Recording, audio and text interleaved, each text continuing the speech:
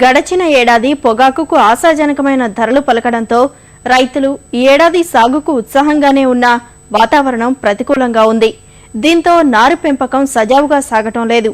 పోసిన నార్లు కూడా ఆశాజనకమైన పెరుగుదల చూపకపోవడంతో రైతులు నారు పెంపకానికి ప్రత్యామ్నాయ మార్గాలను అన్వేషిస్తున్నారు. పాలీహౌస్లలో నారు పెంపకం సురక్షితంగా ఉంటుందని కొందరు ఔత్సాహికులు ఖరీదైన వ్యవహారమైన పదిలంగా నారు పెంపకానికి మొగ్గుతున్నారు. వర్షాభావ పరిస్థితులు పొగనారుకు ప్రతికూలంగా మారాయి.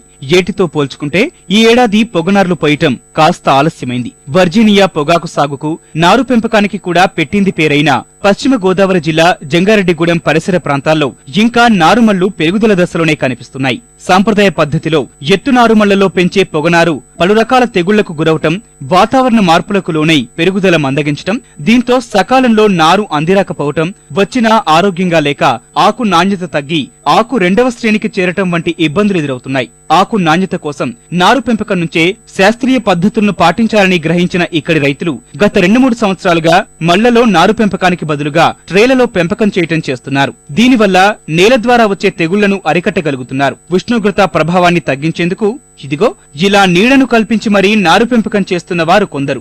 మరికొందరు ఇంకో అడుగు ముందుకేసి శాస్త్రీయంగా నారు పెంపకానికి అనువుగా పాలీహౌస్ ను అధిక ఖర్చుతో ఏర్పాటు చేసి నాణ్యమైన నారును పెంపకం సాగిస్తున్నారు. ఇప్పుడు సిటిఆర్ కానీ ఐటీసీ వారు కానీ చెప్పేది ఏంటంటే ముఖ్యంగా మనకు భూమి మీద పోసి భూమి మీద తీసుకెళ్ళి మళ్ళీ నారుని భూమిలో పెడతాం వల్ల కొత్తదనం లేక పెద్ద ఆరోగ్యంగా ఉండలేదు. కాబట్టి మీరు పాలీ హౌస్లో పోసి ఆ నారుని పెంచి మళ్ళీ అదే ఒక 25 రోజులు దాటాక అదే నారుని మళ్ళీ ట్రేలో పెడితే మంచి నాణ్యమైన పొగాకు వస్తుందని సైంటిస్టులు అంటున్నారు. అది కూడా మాకు ఎక్స్పీరియన్స్గా మేము వ్యవసాయం చేస్తున్నాం కాబట్టి మాకు కూడా ఇది సులువుగా ఉంది. పైప్ తీసాం. ఈ పాలీ హౌస్లు 1,50,000 అయినాయి. ఒక 3,000 రూపాయలు ఇత్తనాలే సరిపోయినాయి మాకు. ఒకే రోజున పెట్టయితే మాత్రం దీనికి అది అంచెంచెలుగా పెట్టేవాళ్ళం. ఒకేసారి పెట్టయితే మాత్రం ఇది 7-8 సంవత్సరాల వరకు ఈ పాలీ హౌస్లు మనం కదపక్కలేదు. చాలా చాలా ఈజీగా ఉంటుంది. సబ్సిడీ ఇస్తా ఉన్నారు కానీ ఇవ్వలేదు. ట్రేలు పంపు ఇస్తా ఉన్నారు, ట్రేలు ఇవ్వలేదు. పాలీహౌస్లు ఏర్పాటు చేసుకుని నారు పెంచాలన్నా, ట్రేలలో ఎత్తుమళ్లలో నారు పెంచాలన్నా ప్రారంభపు ఖర్చు సంప్రదాయ నారు పెంపకం కంటే అధికంగానే అవుతుంది. కానీ కూలీల సమస్య కొంతవరకు తగ్గటంతో పాటు నారు మొక్క ఆరోగ్యంగా ఎదిగి అంది వస్తుంది. కానీ రైతుకు సర్కారు నుంచి ఎలాంటి రాయితీలు అందటం లేదు. దీంతో నాణ్యమైన నారు పెంపకం రైతుకు భారమవుతోంది. ట్రే ప్లాంటేషన్ అన్నది కొంచెం రైతులకి లాభదాయకంగా ఉంటుంది. ఖర్చులు గట్టా తగ్గుతాయండి. ట్రే ప్లాంటేషన్లో కలుపు తీతలు ఇటువంటివి ఉండవండి. గ్రోత్ కూడా బాగుంటుందండి. ట్రేలు ఒకటే మనం ఎక్కువ ఖర్చు చేసుకోవాలి. మిగిలింది ఒక 10 మళ్ళు కట్టుకుంటే సుమారు 50 ఎకరం వరకు నూటుకోవచ్చు. ట్రేల్లో నూటుకోవచ్చు నారు అనేది.